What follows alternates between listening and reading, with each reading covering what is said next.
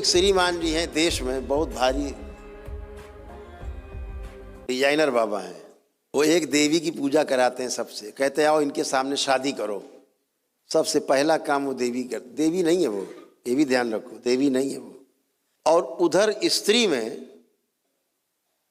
पति के प्रति विद्रोह की भावना बढ़ती है और उनका सौंदर्य और यौवन दोनों धीरे धीरे छीन लेती है, चूस लेती है। वो श्रीमान जी बकायदा शादी करा रहे हैं, उसके सामने गठबंधन करा रहे हैं। समझदारी का जो विकास है आपके घर से ही होता है, आचरण आपके घर से ही बनता है। आपके माता पिता पहले शिक्षक हैं जिनके आचरण से आप प्रभावित होते हैं। बिना कहे सुने आप अपनी माता पिता की चाल में, अब लड़का है तो पिता की चाल में चलने लगता है, उसी तरह चलेगा, स्टाइल में उसी तरह बात करेगा। बिटिया है तो बिल्कुल माँ की तरह उसी तरह बात करेगी। ये अपने आप ही आ जाता है। गुरु शिष्य है, शिष्य के अंदर गुरु की अपनी सब चीज़ें आ जाती है अपने आप, बगैर कहे, बिना बोले बिना कहे जो आ जाए उसे आचरण कहते हैं। आचरण।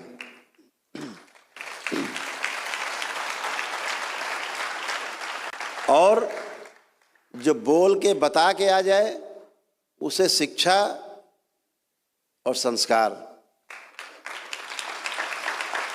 तो उसे हम संस्कार कहते हैं। तो देख देख के भी धीरे धीरे संस्कार बन जाते हैं। कहते हैं ना वो संस्कारी है, तो माता पिता का लक्षण दिखता है उसमें। ऐसे ही आप गुरु से जुड़ते हो तो गुरु के जो लक्षण हैं वो आप में धीरे धीरे प्रकट होने लगते हैं। तो जैसे गुरु बिल्कुल आनंद में बैठे मजे में, वैसे आप भी मजे में आनंद में होने लगते हैं। यही व्यवस्था है। अभी नेपाल से देखो एक दल चला आ रहा, अभी रास्ते में है पदयात्री, वो इसलिए यार एक दल आ चुका नेपाल से, ये भी नेपाल से बैठे हैं विष्णु जी, विष्णु आचार्य। रोज नेपाल से लोग रहते हैं, 10-5 लोग रोज नेपाल से आते हैं। तो अब वहाँ के लोग वहाँ पदयात्रा करके आ रहे हैं सारे। भगवान पशुपतिनाथ मंदिर के जो महंत जी हैं, पुजारी जी, मुख्य पुजारी हैं, उन्होंने वहाँ झंडी दे करके उनको रवाना किया। तमाम गणमान्य लोगों ने वहाँ पहुँच करके, हिंदू संगठनों ने पहुँच करके उनको प्रोत्साहित किया। वो पद यात्रा करके नेपाल से यहाँ आ रहे हैं।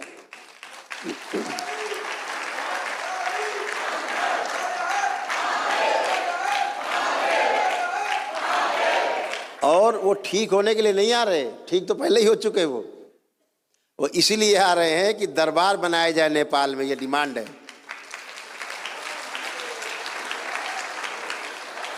ये दरबार जो है नेपाल में बने ताकि नेपाल वासी जो है भोलेनाथ का और माँ का सानिध्य पा सके वाकई में।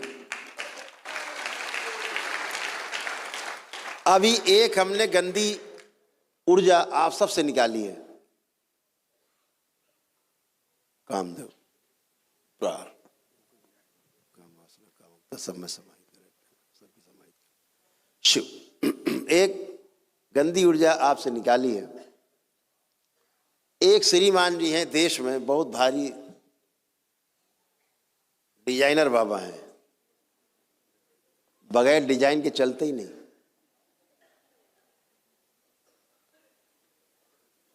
दाढ़ी ना हो तो यही ना पता लगे कि आदमी है कि पता ही नहीं लगे। बहुत डिजाइनर हैं, पूरे देश में उनका नहीं विदेशों में नाम है, चकाचौंध बिल्कुल। हमारे देश का युवा बिल्कुल बेचारे, अभी तक तो बहुत पागल था लेकिन अब पागलपन कम हुआ है। कहते ना काठी की हांडी कितनी बार चढ़ाओगे आग में, जली जाएगी।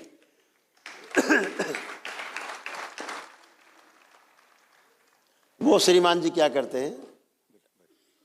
वो श्रीमान जी क्या करते हैं?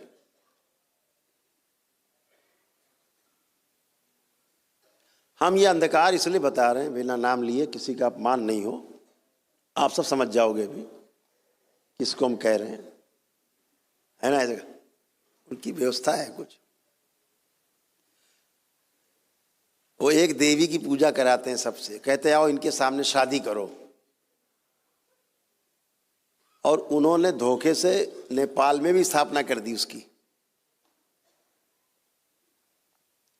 और उसके सामने जिसकी शादी होती है, जिसकी भी, सबसे पहला काम वो देवी कर, देवी नहीं है वो, ये भी ध्यान रखो, देवी नहीं है वो, श्रापित है, मां से श्रापित, निष्कासित है ये सब, मां के गोल से निष्कासित देव, तो क्या कहोगे, श्रापित है, निष्कासित है, तो कोई जगह तो चाहिए उन्हें। सेना से कोई भागा तो भगोड़ा बन गया, डाकू बन, कुछ तो बनेगा, दांव पैतरे वही है लेकिन डाकू बन गया, अब लूटेंगे वो। तो ऐसे देवी, तो उनका काम क्या है कि शादी हुई, उनसे गठबंधन हो जाता है पुरुष का, उनके स्त्री शरीर से, और उनके पुरुष शरीर से गठबंधन हो जाता है लड़की का, वो एक ही श्रापित देवी से। अब क्या हुआ, पुरुष की बन जाती है पत्नी और स्त्री के बन जाता है वो पति। वो एक ही एनर्जी है, ध्यान रखना, धोखे में न रहना बिल्कुल।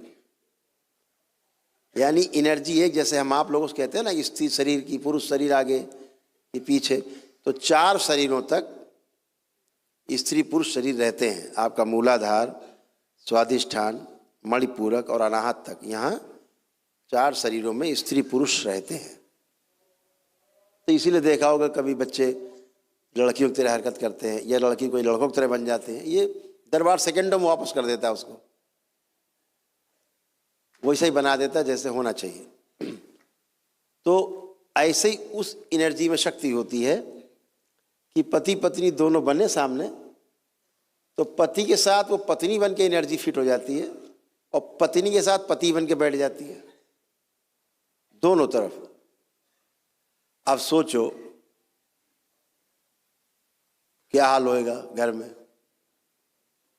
उठा पटक मारपीट, पुरुषों का पुरुषत्व छीनती है, नपुंसक बनाती है, यौन रोग देती है, यौन रोग सड़ाती है।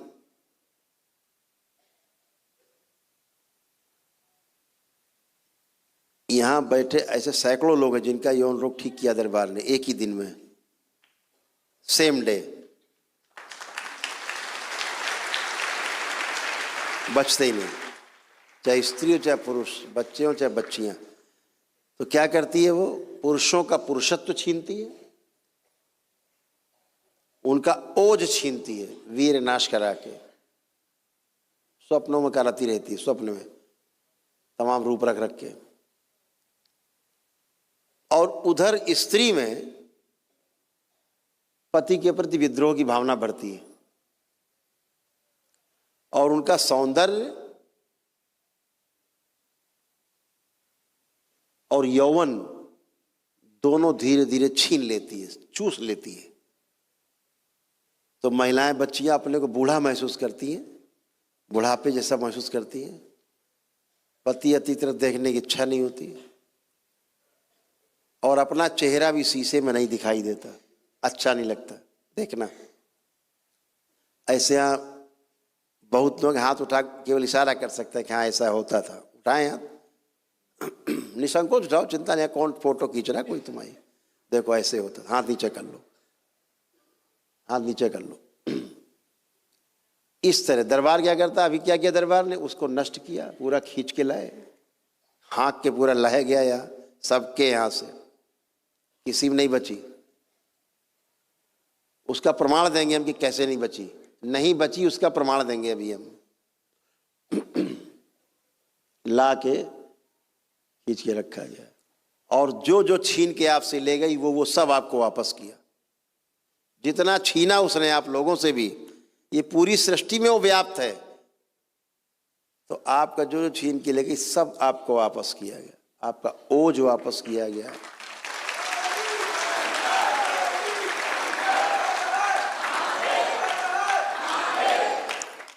तो अभी क्या हुआ, इतने लोग बैठे हैं, किसी के भी अंदर, आंख बंद करके देख लो, सब लोग आंख बंद कर लो, और ये देखो किसी के अंदर कोई खराब या कामुक कोई विचार आ रहा है क्या? कोई देख डालो, खराब से खराब सीन देखो, कोशिश करो और देखो कोई कामुक विचार, कोई गंदा विचार मन में आ रहा किसी के, खूब अच्छे से देख डालो, क्योंकि निकाला है उसको दरबार ने, नष्ट किया है।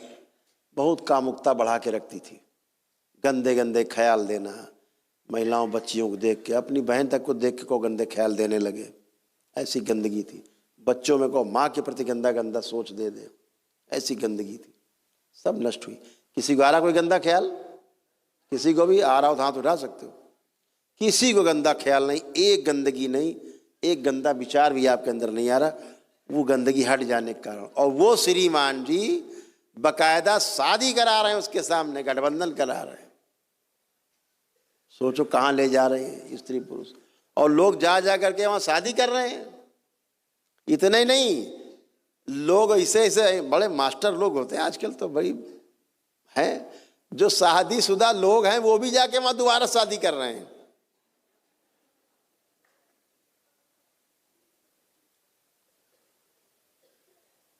अब सोचो उनका स्वयं का क्या हाल होगा, जिनके साथ वो रहती हैं देवी जी श्रापित। ये हाल है नादानी का, ये नादानी का हाल है। केवल दाढ़ी बाल रख लिए, गिरुआ पहन लिया, सर मुड़ा लिया, सफेद कपड़ा पहन लिया, कुछ भी। हमारे देश का तो ऐसा हाल है कि परिवेश देख के आदमी लौट जाता चरणों में, चाहे दैत्य क्यों ना हो। तो इन गंदगी से बचना है, गंदी पूजा पाठ से बचना है, दूर रहना है गंदगी से।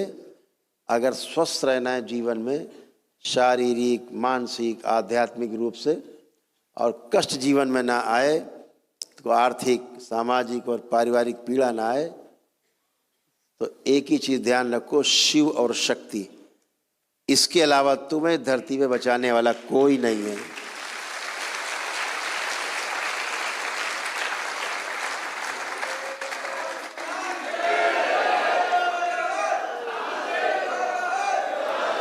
तो खूब आराधना करो, खूब पूजा पाठ करो, शिव शक्ति। जहां आप मंदिर बनाओ, शिवलिंग जरूर स्थापित करो।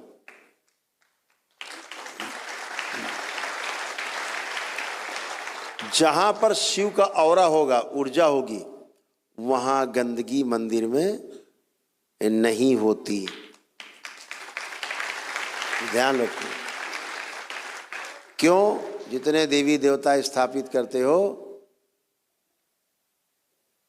जैसे सेना में लोग हैं, ग्रुप में तमाम सैनिक हैं, अगर उनका सेना का जो नायक है सूबेदार या मेजर या कैप्टन नहीं हो, तो सैनिक भाग जाए इधर उधर। तो एक रहता है ना बीच में, सेना का जनरल होता है, तो पूरी सेना कमांड में चलती है। ऐसे ही देवों के महादेव, देवताओं के भी देवता भगवान भोलेनाथ, उन्हें बिठा दिया बीच में, तो सब नियंत्रित रहता है, कुछ भी दाएं बाएं नहीं होता है, शिव की औरा से केवल। इसीलिए आपने देखा होगा जितने भी हमारे ज्योतिर्लिंग हैं, एक शक्तिपीठ आसपास होगी, साथ में जितनी हमारी शक्तिपीठ हैं, सभी जगह पर भैरव की स्थापना, यानी शिव का ही वो स्वरूप है, एक उन्हीं से ही निकला हुआ, वो सभी में आपको हर शक्तिपीठ में भोलेनाथ मिल जाएंगे, उस रूप में रक्षा में माँ के साथ खड़े हुए।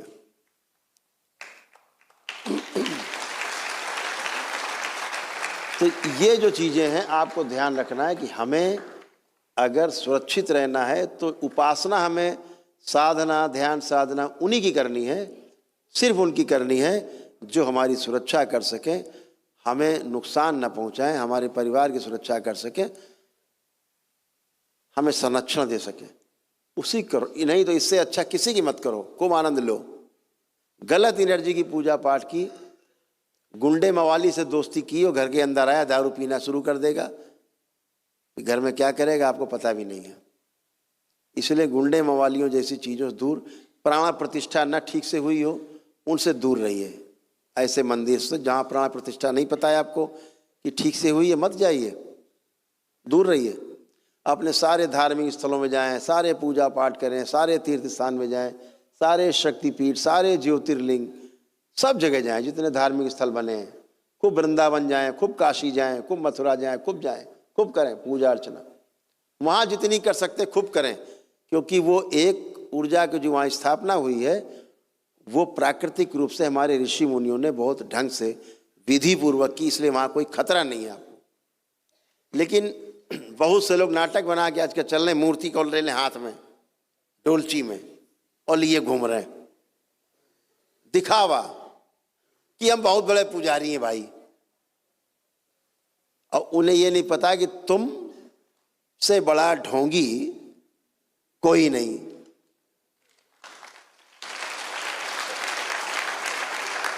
तुम दिखावटी ढोंगी आदमी। और बच्चियों को लोग प्रेरित करते हैं। अब बच्चियां क्या क्या बता देंगे उनको? शास्त्रों में वर्णित है और वर्जित है, मूर्ति लेके चलने का विधान कहीं नहीं है। मूर्ति की स्थापना का प्राण प्रतिष्ठा का विधान है मंदिर में। और अगर घर में पूजा घर बना रखा है आपने अपने घर में, तो वहां पर भी कहा गया है कि आपके 8 अंगुल से ऊंची मूर्ति घर में नहीं होनी चाहिए। इससे ऊपर अगर मूर्ति है तो फिर इसमें कोई देवी देवता, चाहे जिसका स्वरूप बना रखा हो, चाहे बजरंग बली बना रखा हो आपने, और चाहे बना रखा हो दुर्गा मैया का, चाहे जिस देवी देवता का बना रखा हो, अगर 8 अंगुल से ऊंची मूर्ति है तो आप देवी देवता की नहीं, आप दैत्यों की पूजा कर रहे हैं, प्रेतों की पूजा कर रहे हैं।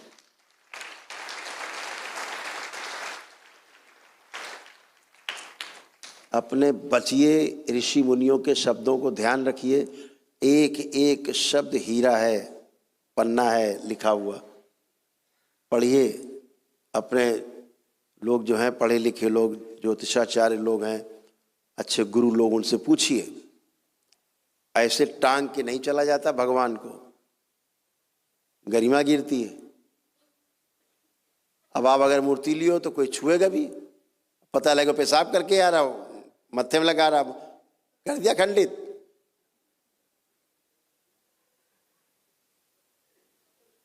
पता लगे कोई लैट्रिन करके आए, हाथ नहीं धोके महाराज। कुछ तो ऐसे लोग हैं बकायदा रख के बैठ जाते हैं, आओ भैया सब लोग आओ पूजो, डोलची लिए बैठे हैं, डाल पैसे भी डालते जाओ साथ में। ऐसे भी भाई, अरे भाई बड़े वो हो तो चले जाओ बांके बिहारी, वहां लोटी मारो तो तुम्हारा जन्म सफल हो जाए।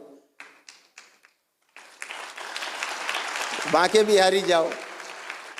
है अभी दरबार ने शक्ति खोली कि द्वारिकाधीश मंदिर है कानपुर में, भगवान श्री कृष्ण का द्वारिकाधीश मंदिर है। वहां से भी आदमी दंडवत यात्रा करता हुआ आता है तो उसको भी 1 डे का पुण्य मिलता है दरबार में। तो आस्था, विश्वास, श्रद्धा हृदय में है, बाहर मूर्ति में नहीं है। मूर्ति प्राथमिक चीज है, पूजा पाठ की प्राथमिक चीज है। उसके बाद तो खुद मूर्ति बन जाती है अंदर, और फिर आदमी धीरे धीरे खुद मूर्ति बन जाता है, खुद ही। तो जितने भी आप लोग हो इसका हमेशा ध्यान रखो।